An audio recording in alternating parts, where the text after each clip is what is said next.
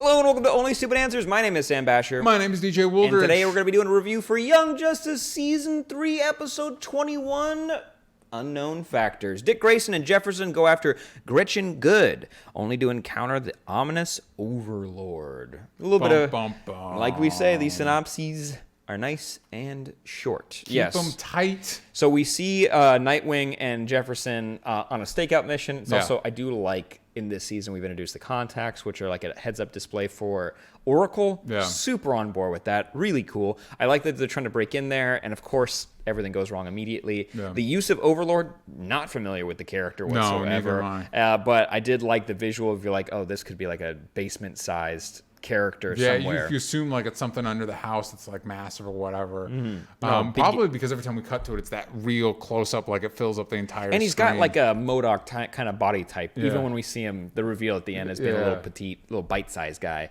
But yeah, I'm pulling him up so we can read more about Overlord. But we see Jefferson and Nightwing being taken away immediately, and we have to have a covert mission with Aquaman. Yeah, and we get the confirmation just real quick. This lady character that's with him, we do confirm that her name is now Dolphin, which is very sweet and cool. And it's cool that she picked the name for herself. Yeah. And then, and like I mentioned, pick a happy one.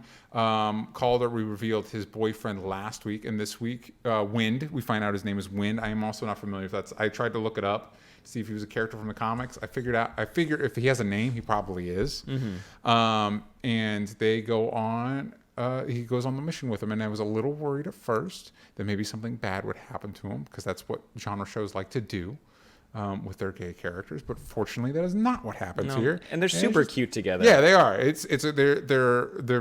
They're not only a cute couple, they're an effective team, which is really cool. And also, he's just cool. Like, Calder's just cool. Like, it's cool that he's Aquaman and like his water abilities and all that stuff. I like that. Granny Goodness immediately was like, okay, you want your friends back? Yeah, we can go get them. And they show him in this like negative ethereal space Torture where like chamber, basically. And that's one of the X pits from Apocalypse, or it is something similar to, because she calls it something like that, and that's what she uses to torture people. And I like that as soon as they got out there, like part of their bodies just kind of melted into the background. I thought that was really cool. Overall, like it didn't seem cool to be in. No, but from afar. And also, I like that the mother box. I like that they treat him as like kind of like a being. It's not a computer. It's something more than that. Are they the old gods? Because she makes a mention of like, that Halo's abilities are like, Halo's speaking the language is an old god. Of an old god. So I'm wondering if and she's supposed to be part mother box. I'm wondering if the mother boxes and father boxes are supposed to be prior, like maybe third world. Maybe. Gods. I know they've introduced that before, and I still don't quite understand all of that. But it was cool. I like that Gretchen saw immediately that Cyborg and Halo are threats, and I like that they are going to be their biggest weapons probably against the that new was gods. A cool reveal as well, because you kind of think like, what are these characters supposed to do against the new gods? Like realistically, it's like, they've got, these are kind of the embodiments of like a, not male and female, but like a king and queen, or two like deities embodied in two humans. And you're like, this, we should keep an eye on them at least. Cyborg is a father box and Halo is a mother box. To a degree, because he's not so much a mother box anymore. Now he's got Metron stuff in there. Nice. And this show is, if anything, it's not easy to follow sometimes. But I like Cyborg being excited. He's not. Honestly, you know what this show does not have enough of? Thank you for reminding me. Is these young characters hanging out and having fun? The scene with Cyborg and Beast Boy was great. Loved it. It made me so happy. One, because it's those characters, so it's cool to see them hanging out and like he's learning to use gun, and then they have the weight stuff. It's like, I would have been fine if there was a whole episode of just that, you know what I mean, of just them like, hey, well, Cyborg, what can you do? I did like that they saw in the last episode the father box kind of taking over his body a little bit more. I'm like, good, because you kind of need to reinforce that arm, the regular human arm over here, so it can do stuff that this one can. And you did. And so like, hey, you lost a little bit more skin, but hey, now you get to throw weights through buildings and kill people some like 2 miles that way. The other thing that kind of blew my mind, speaking of being hard to follow, we are reconnect with two characters from season 1, Mal and Karen. Bumblebee. And Mal Duncan has been in the comics, he's Herald, like, or in season 2 he was the new Guardian. Yeah. So, which is cool. Yeah, it's very cool.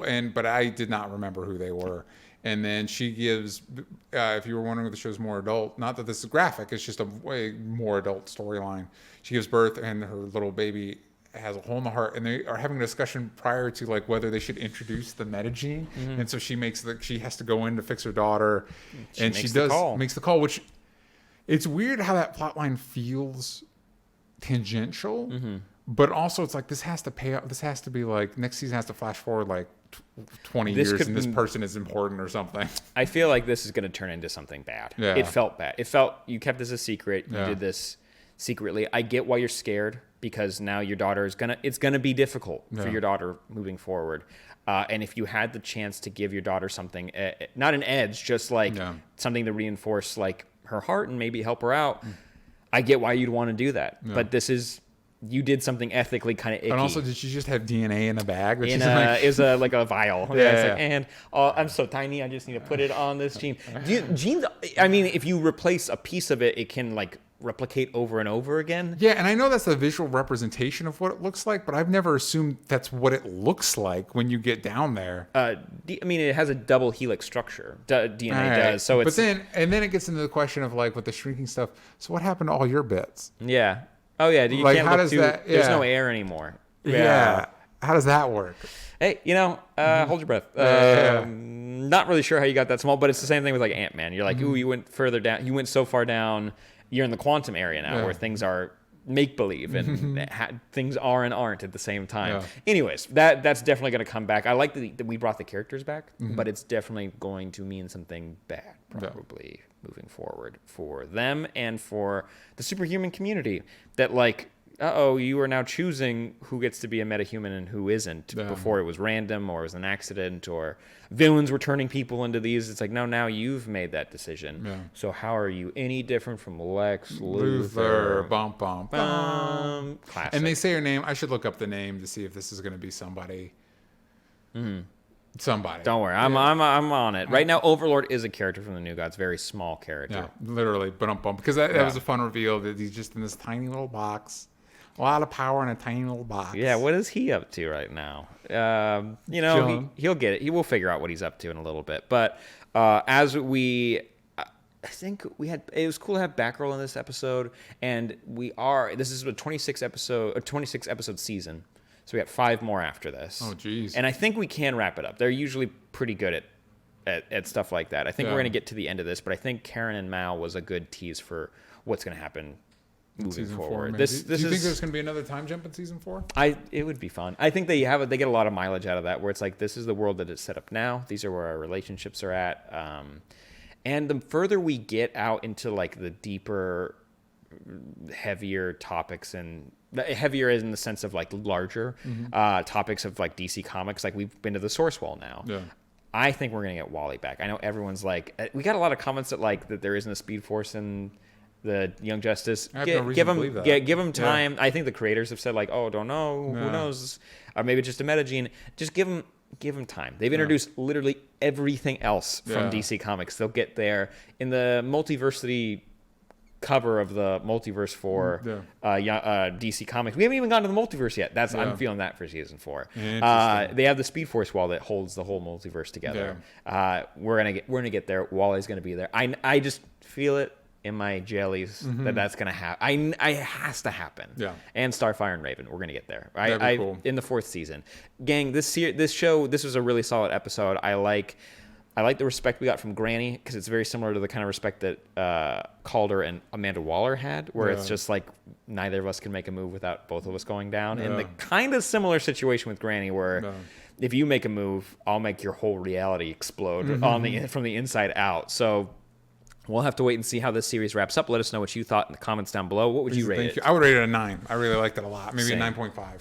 I really dug it as well. I can't wait to see how the season wraps up. Yeah. And I'm so happy we're getting to season 4. Yes, I'm so happy. You guys make DC Universe, you made a real good choice having Young Justice come back with your app, and I cannot wait for more. Let us know what you thought in the comments down below. There'll be another review out next week. And if you want, we did a Swamp Thing series review. You can go check out on patreon.com/onlystupidanswers. Also, our anime reviews. There's little snippets that go up on Mondays. Don't miss out. Check those out and support if you'd like. I'm at Sandbasher everywhere that matters. I'm at DJ Talks Trash. We'll see you guys next time. Bye-bye.